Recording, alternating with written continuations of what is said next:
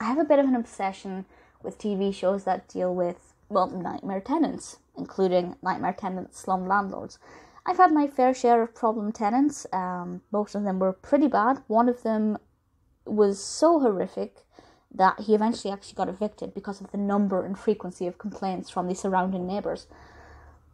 But watching this kind of show makes me feel actually a lot better about the situations that I've been in, because I realise it could be a lot worse. And this show is particularly interesting because it's not just neighbours talking about nightmare neighbours, which is usually the setup for shows that I've seen that are similar to this. This actually involves the letting agents, sometimes the landlords, communicating directly with the tenants to find out what the problems are, how it can be resolved, evicting them where necessary. Now, I have to point out, I haven't seen as many episodes of this as I would like. There are only, at the time of speaking, a small handful of these available on My5. It's a Channel 5 show. I would like to see more. And I'm hoping that more will be uploaded. I can see that one more will be uploaded to My5 at the end of this week. So I'm looking forward to that episode.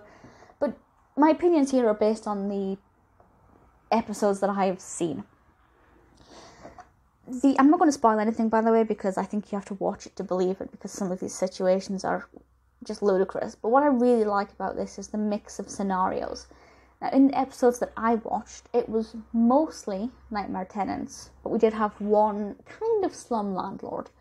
And it's the episode where, I think it's series 6, episode 3 or episode 4. In fact, no, it's not. It's series 6, episode 2, because the tenant is actually the picture of the thumbnail for the video. And she's got young children, and her house is just, the flat is a mess. Like things need repaired and things, and the landlord's just not doing anything. He wasn't the worst landlord I've ever encountered, and I kind of feel like there are times when she would have been quite volatile. And the documentary was kind of balanced, and it kind of displayed that she could be quite volatile and aggressive, and the landlord probably wouldn't have wanted to be in the house when she was there. But at the same time, he had a duty of care, and didn't live up to that. But the rest of the episodes that I saw were all about nightmare tenants. There were some who were extreme hoarders and some who were squatters. I found that episode particularly interesting. And there was one, and this is what I really like about this documentary series, this TV series.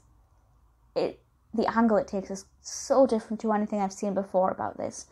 In this episode, and again, I won't really spoil the intricacies of this, but basically they went to serve either an eviction notice or a request for backdated rent.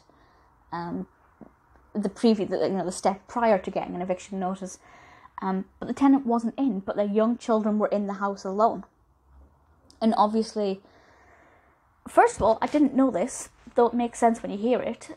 Even though a letting agent or a landlord can enter a property if notice has been given, if there are children in the house, they can't, which I guess makes sense when you think about it, but it's just not something I'd ever really considered. And I'm quite a big fan of property law. It's something I find really interesting. So that for me, just these little legal aspects that are fed throughout it, for me, was so fascinating. But if you're not interested in that and you just want to see people being animals, you don't really need to pay attention to the legal information. So it kind of appeals to both sides, and I think that the balance is really well done there. But as I was saying, they couldn't just leave these young children who they believed to be in the house on their own. So they had to sit outside the property in their car.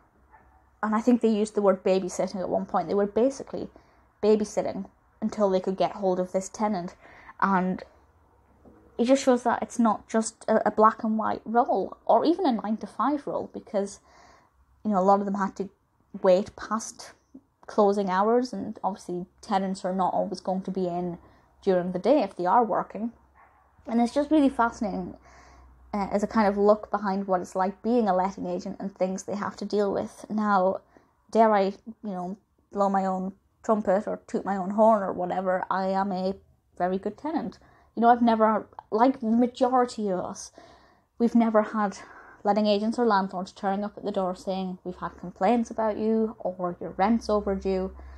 So I never really think about that side of it. And then you get something like this, and it's really eye-opening. The editing's very good. We have a great mix of stories, if I can call them that. Some of the tenants are... Also, I have to point out, apart from the ones where the landlord, where it was a slum landlord case, the nightmare tenants are never shown without being fuzzed out. So it respects their privacy, which, yeah, I mean, if they're being criminals and animals, then maybe they don't deserve that privacy, but it's a human right, so fair enough. No, it's a sensitive show, while still revealing what they have to deal with, and also what not to do. Some of these people are ridiculous. Like, I don't ever understand how somebody thinks they can get away with not paying rent. I understand if you can't pay rent and you fall behind, but that doesn't mean you ignore the responsibility. And it does kind of make me frustrated at times, because these people... Okay, so there was one case, which I will mention very briefly, but I won't say which one it was. But basically at the end of that episode, the tenant has absconded. They owe thousands of pounds of rent, which, you know, to me, living in London is like, 2 months of rent? But when I lived up north, that would have been like half a year's worth of rent, which is ridiculous. They absconded and they have no contact details for them. They basically have to just write off that chunk of rent. And I don't understand how anybody can ever get away with that. But their hands are tied. What can they do if they don't have any contact details or forwarding information? So it's quite frustrating, but it's very entertaining. I absolutely loved the episodes that I watched, and I hope that, you know, more episodes get uploaded to My 5. They also have, I believe it's the same production company, but certainly on Channel 5, there's an extreme Nightmare Tenants, which I will watch. But, you know, if there's an extreme version of what I've just seen, then, you know, help us all, really. Really enjoyable, very well put together, very well presented, great pacing, and enough time spent on each situation for us to get a good grasp without feeling like they were just repeating the same things. Really well-rounded, really balanced. I enjoyed it a lot. If you like stories about nightmare tenants, I think that you will absolutely adore this. As I said, a good handful of episodes are currently on My 5. Definitely worth checking out. Personally, I hope the show never ends and I get to see more of it. I really loved it.